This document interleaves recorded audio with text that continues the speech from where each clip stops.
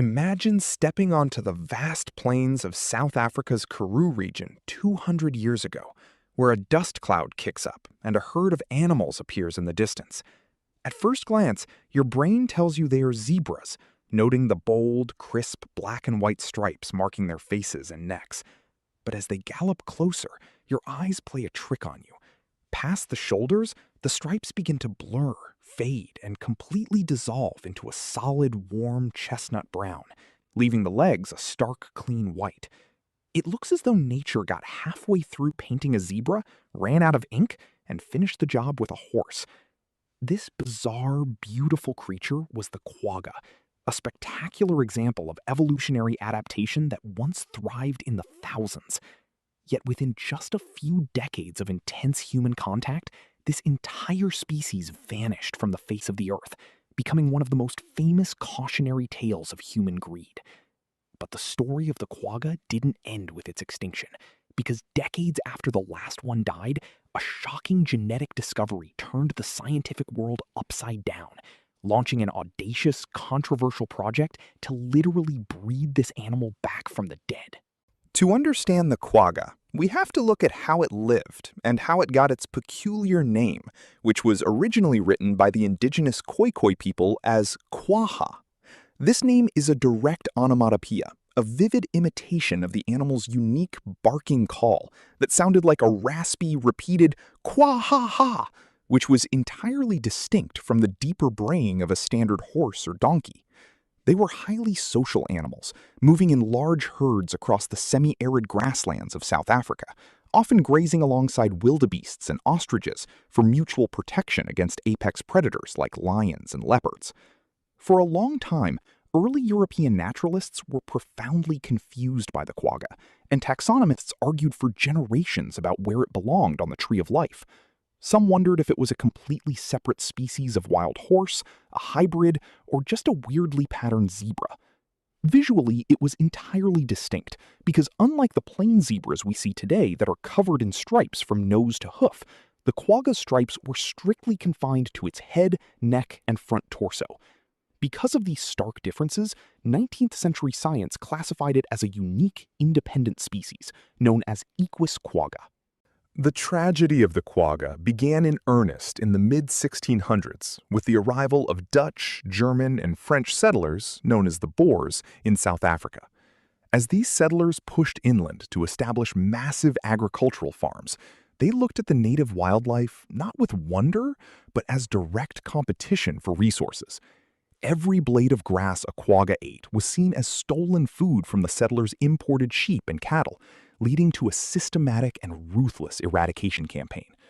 The quagga was hunted on a massive, industrial scale, making for incredibly easy targets because they moved in large, predictable herds across wide open terrain where hunters could pick them off with devastating efficiency.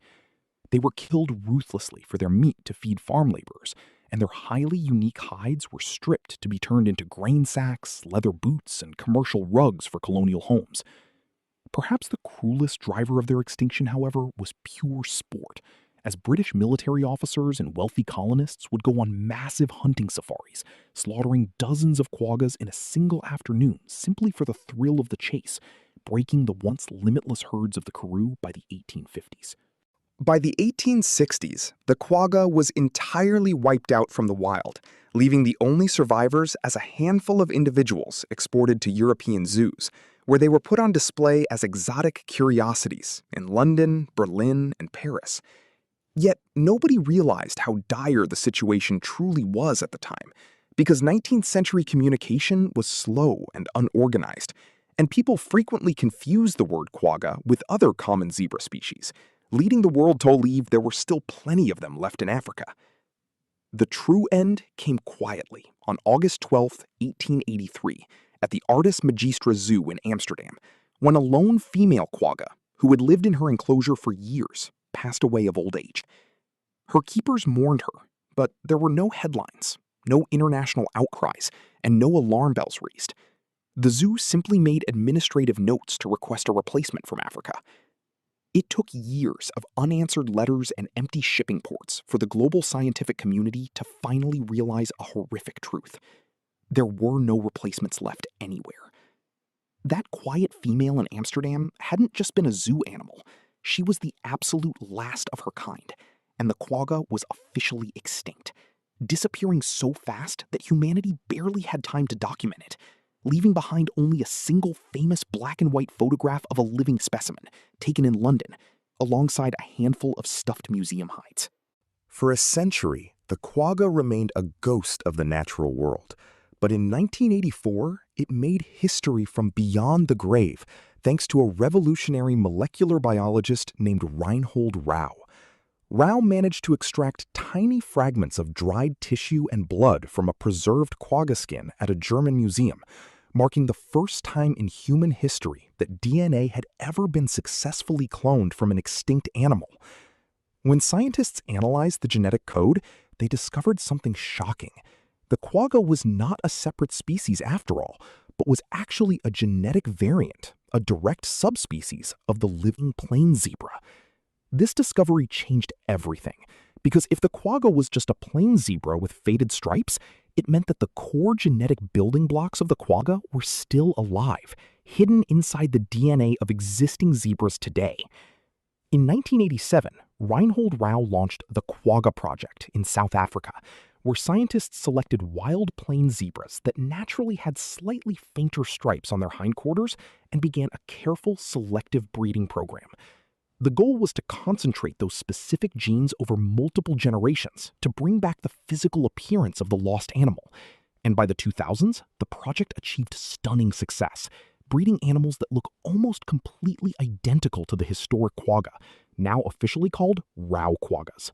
The success of the Quagga Project has sparked intense debate in the scientific community, as critics argue that these new animals are merely optical illusions, beautiful lookalikes that mimic the coat pattern but lack the unique behavioral adaptations and missing genetic history of the original herd. To them, extinction is a one-way street, and a Rau quagga is still just a selectively bred plains zebra, rather than a true resurrection. But to the project's defenders, these animals represent a triumph of ecological restoration, an active and necessary step toward healing a wound that human arrogance inflicted on the African landscape. Ultimately, the quagga's journey from abundance to erasure and its modern echo on the plains of South Africa serves as a powerful mirror for humanity, reminding us of how fragile our planet's biodiversity truly is, and how easily a species numbering in the millions can slip through our fingers when we treat nature as a resource to be conquered. The Rau quaggas walking the earth today may or may not be the exact animals that ran from colonial rifles 2 centuries ago, but they stand as a living monument to our past mistakes and a symbol of our profound responsibility to protect the wild world before it fades away forever.